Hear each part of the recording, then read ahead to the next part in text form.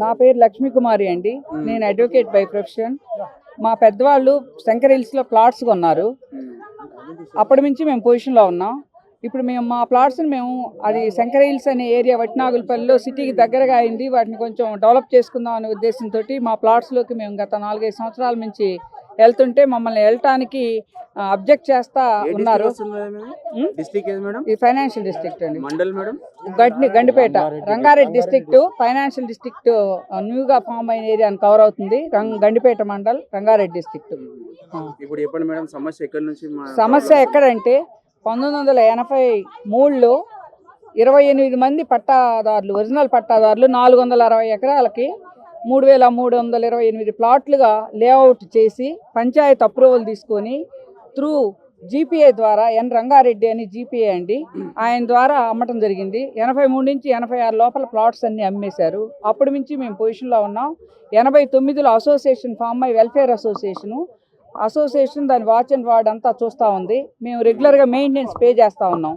అయితే ఇప్పుడు వాల్యూ వచ్చింది, అక్కడ సిటీకి కూడా దగ్గర అయింది, ప్రాక్సిమిటీ పెరిగింది కాబట్టి డెవలప్ చేసుకుందామని మెంబర్స్ అందరం వెళ్తూ ఉంటే ఈలోగా మాకు తెలిసి వచ్చిన విషయం ఏంటంటే అక్కడ ల్యాండ్ కబ్జాదారులు జైహింద్ రెడ్డి, ఎల్వి సుబ్బారెడ్డి, ఇంకా వేరే కంపెనీలు శ్రీనిధి, ఇంకా ఏదో ఉండగానే మళ్ళీ వేరే కబ్జా చేయలేదండి. మేము పొజిషన్ లో ఉన్నాము. ఈ ప్లాట్లుగా రికార్డులో ప్లాట్స్ గా కన్వర్ట్ అయి ఉంది. ప్లాట్స్ గా రిజిస్ట్రేషన్స్ జరుగుతున్నాయి. 83 నుంచి సెకండ్ సేల్, థర్డ్ సేల్స్ అన్ని కూడా 3300 ప్లాట్స్ గాను 8700 ప్లాట్స్ రిజిస్ట్రేషన్ జరిగింది. సేమ్ ప్లాట్స్ ఒక ఛానల్లో ప్లాట్స్ ఇలా రిజిస్టర్ అవుతా ఉంది. అవి ప్లాట్స్ గా డిమార్కెట్ అయి ఉన్నాయి. మాకు తెలియకుండా ఒరిజినల్ ఓనర్స్ దాన్ని ఎకరాల్లో అమ్మటం జరిగింది. జయేంద్ర రెడ్డి అనే అతను ఇప్పుడు ఫస్ట్ ప్లాట్లుగా చేసేసి తర్వాత అగ్రికల్చర్ గా మార్చలా అలా అమ్మారు. అది అమ్మటం కూడా ఎట్లా అంటే 97లో డాక్యుమెంట్ ప్రజెంట్ చేస్తే అగ్రికల్చర్ ల్యాండ్ గా రిజిస్ట్రేషన్ కి అది 2002లో రిజిస్టర్ చేశారు. మరి 5 సంవత్సరాలు ఎందుకు ఆపారు అని మేము ఆర్టీఐ యాక్ట్ కింద అడిగిన రిజిస్ట్రార్ వాళ్ళు మా దగ్గర రికార్డ్ ఏమి లేదన్నారు. ఎందుకంటే మేడం గవర్నమెంట్ ఖచ్చితంగా 1954 నుంచి మనకి స్వతంత్రం వచ్చిన 5 సంవత్సరాల నుంచి మన తన డేటా ఉంది. మనకు వచ్చింది ఒక 1 ఇయర్ లేట్ వచ్చింది తెలంగాణకు స్వతంత్రం. అప్పటి నుంచి ఉంది. అప్పటి నుంచి మనకు మాకు ఇవ్వట్లేదు. రెండోది చాలా దీంట్లో ఎంత అమానుషం అంటే ల్యాండ్ గ్రాబర్స్ పట్టు ఎంత దారుణంగా ఉందంటే మా అమ్మిన జీపీఏ కాపీలు 2 ఉన్నాయి, 5347/83 అని. ఈ 2 కాపీలు మేము సర్టిఫైడ్ కాపీ అడిగినా కూడా ఇవ్వరు.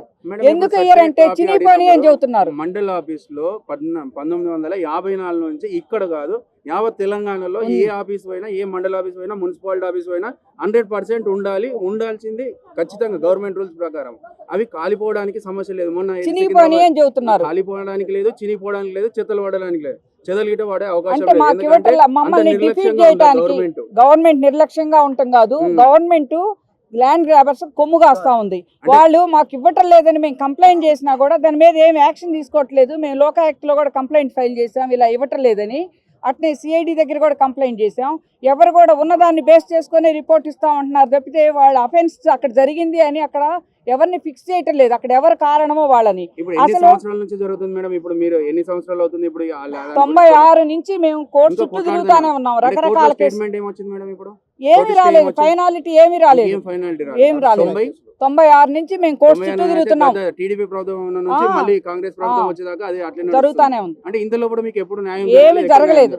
మరి ఇక్కడ న్యాయం జరగడానికి గతంలో కేసీఆర్ గారు అందరికి న్యాయం చేస్తామన్నారు. ఇప్పుడు రేవంత్ రెడ్డి గారు వచ్చి గిట్టి చేస్తామన్నారు. మరి రేవంత్ రెడ్డి గారు అంటే ఇప్పుడు నిన్న మొన్న 2-3 నెలలు అవుతుంది అంటే అంతకుముందు గత 9 ఏళ్ళు మన సీఎం గారు ఉన్నారు. అప్పుడు గిట్ట ఎలాంటి కేసీఆర్ న్యాయం చేయకపోగా మిగతా ల్యాండ్ అంతా అరుణ్ పిల్లే పేరు మీద, ఫినిక్స్ వాళ్ళ పేరు మీద, శ్రీనిధి వాళ్ళ పేరు మీద, ఎవరెవరో మా ల్యాండ్ మీద వాళ్ళు బిజినెస్ చేశారండి. ఎంఎన్సీ కంపెనీలకి అంతా అమ్మారు. ఏ విధంగానంటే ఈ రోజు రిజిస్ట్రేషన్ చేస్తాం 10 కోట్లు ఎకరా, 5 కోట్లు రిజిస్ట్రేషన్ అప్పుడు ఇవ్వండి, రిమైనింగ్ 5 కోట్లు పొజిషన్ ఇచ్చినప్పుడు ఇస్తామని చెప్పి ఆ కండిషన్ తోటి ఎంఎన్సీస్కి 100 ఎకరాలు అమ్మారు. ఇప్పుడు పొజిషన్ ఇవ్వటం కోసం వాళ్ళకి మమ్మల్ని బయటికి దోసేయాలని అందరూ గ్రాబర్స్ కుమ్మక్కై నెట్టేయాలని చూస్తున్నారు. ఇప్పుడు ఈ రేటు ఆ రేటు కాదు ఇప్పుడు మాది లిటిగేషన్ లో ఉంది కాబట్టి మేము చెప్పలేము. మా అడ్జసెంట్ గజం 2.5 లక్షల నుంచి 3 లక్షల వరకు అమ్ముతుందని నాకు తెలిసిందండి. అందుకోసానికి అక్కడికి వెళ్ళి కదలలేకపోతున్నారని అర్థమవుతుంది. అవును, అంటే ఇప్పుడు మీరు లాయర్ అయ్యి అక్కడ గెలవలేకపోతున్నారు. గెలవలేక కాదు, నిలబడలేకపోతున్నాను. నన్ను చంపేస్తానని బెదిరించాడు జయహింద్ రెడ్డి పోలీసు వాళ్ళ ముందు. ఇద్దరు లాయర్లను చంపేసినట్టు ఏమో మరి మా వాళ్ళందరూ కూడా భయపడుతున్నారు, జాగ్రత్తగా ఉండండి అని.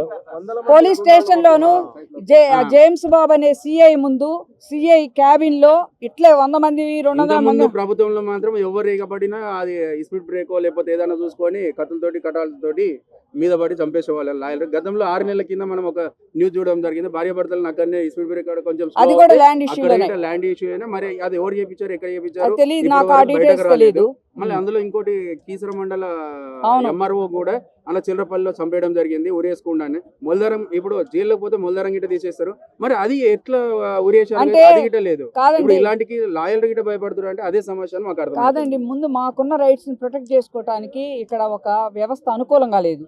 ఫస్ట్ ఆఫ్ ఆల్ మమ్మల్ని 200 మంది వచ్చి అర్ధరాత్రి పాటు మా రాళ్ళన్నీ పగలగొట్టారు. పొద్దున్నే అర్ధరాత్రి వెళ్ళాం, అర్ధరాత్రి పాటు గోడలు కడుతుంటే ఆపటానికి వెళ్ళాం.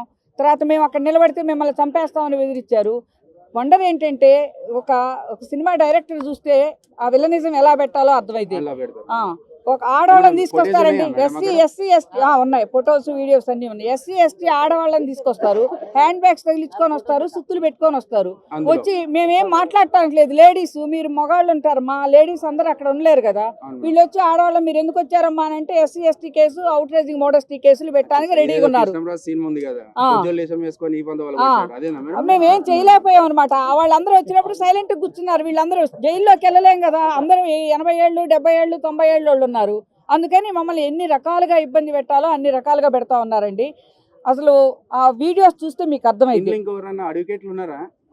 ఉన్నారు, ఇక్కడ లేరు కానీ ప్లాట్ ఓనర్స్ అడ్వకేట్స్ ఉన్నారు, హైకోర్టు జడ్జెస్ కూడా ఉన్నారు, రిటైర్డ్ జడ్జెస్ ఉన్నారు, ప్రజెంట్ సిట్టింగ్ హైకోర్టు జడ్జెస్ ఉన్నారు, ఐఏఎస్ వాళ్ళు ఉన్నారు, ఐపీఎస్ ఉన్నారు. అందుకని మేము ఒకటే రిక్వెస్ట్ చేస్తున్నామండి, వీళ్ళు ఈ ఫేక్ సేల్ డీడ్స్ తోటి, ఈ ఫ్రాడులెంట్ సేల్ డీడ్స్ తోటి మేము మీరు రిజిస్టర్ చేయకూడదని చెప్పి ధరణిలో ఇది కరెక్ట్ కాదని చెప్పి కోర్టులో కేసులు ఉన్నా కూడా ధరణిలో అర్ధరాత్రి పాటు ఓపెన్ చేయటం, వాళ్ళకి కావాల్సిన రిజిస్ట్రేషన్స్ చేసుకోవడం జరిగారు. గండిపేట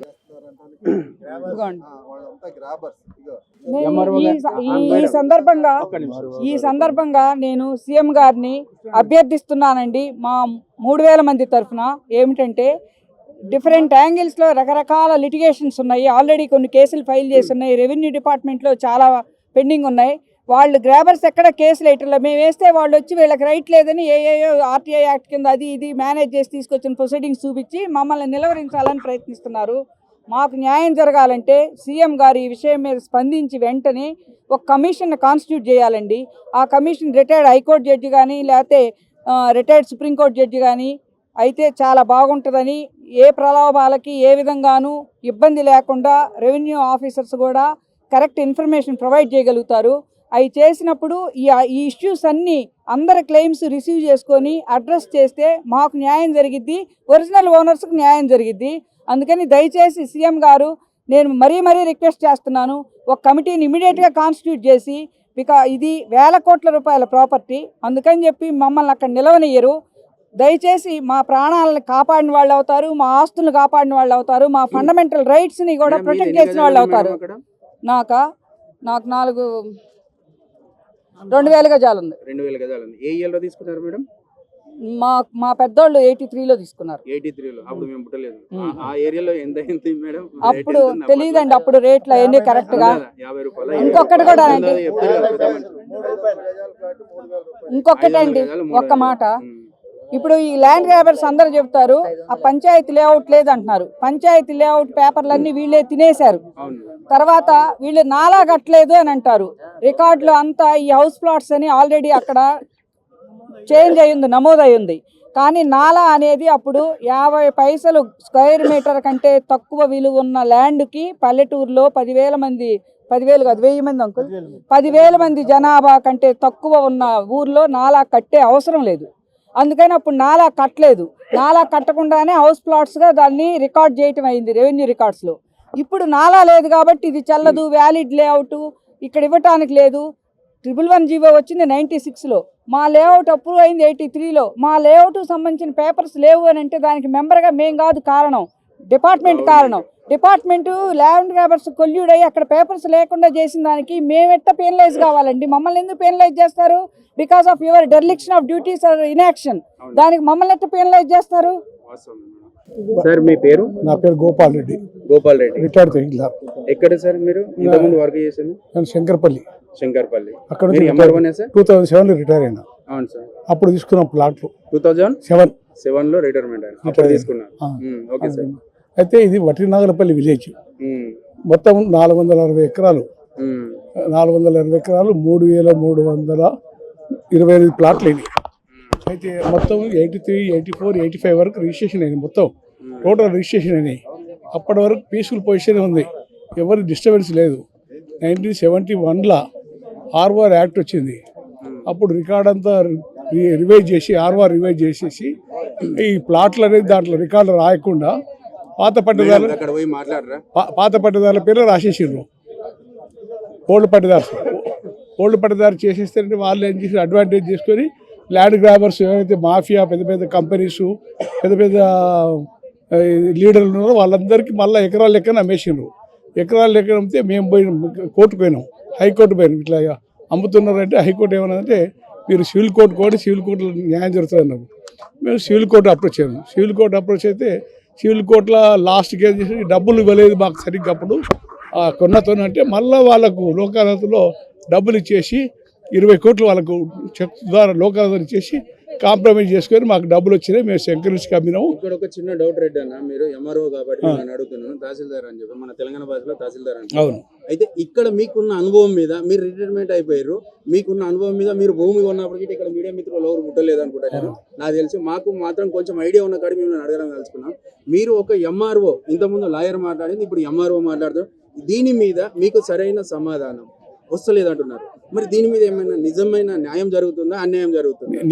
ఇప్పుడు నేనైతే స్వామిపేటలో కొన్ని లక్షలు తీసుకొని దొరికిండు. ఇప్పుడు అందులో మంచోళ్ళు ఉన్నారు, చెడ్డోళ్ళు ఉన్నారు, లంగలు ఉన్నారు, దొంగలు ఉన్నారు, మంచి అన్ని ఉద్యోగాలలో ఉన్నారు. బట్ ఇక్కడ ఏంటంటే ఒక MRO గిట్ట న్యాయం జరగలేకపోతుంది. మీరు ఆల్ చేసిన నొస్కుల్లో మీరు ఏమన్నా తీయలేకపోతారా సార్? 2017లో ప్యూరిఫికేషన్ ఆఫ్ రికార్డ్ అయిపోయి మొత్తం 460 ఎకరాలు శంకరించని తహసీల్దార్, జాయింట్ కలెక్టర్ అందరూ పార్టిసిపేట్ చేసి హౌస్ స్టేషన్ ఇండ్ల స్థలాలు ప్లాట్లు ఇవి శంకరించని రాసి మాకు ఆర్డర్ కూడా ఇచ్చాం 2017లో. ఈ ధరణి వచ్చినాక మళ్ళీ ధరణిలో ఓల్డ్ పట్టదారు రావడము, ఇవన్నీ ఇంకా మోర్ కాంప్లికేషన్. ధరణి వచ్చినాక మళ్ళీ పొజిషన్ కాలం పోయింది కదా, పొజిషన్ కాలం ఉంటాం, పట్టదారులు వాళ్ళే ఉంటారు. పొజిషన్ కాలం మేము ఉన్నాం, అయితే వాళ్ళు మళ్ళీ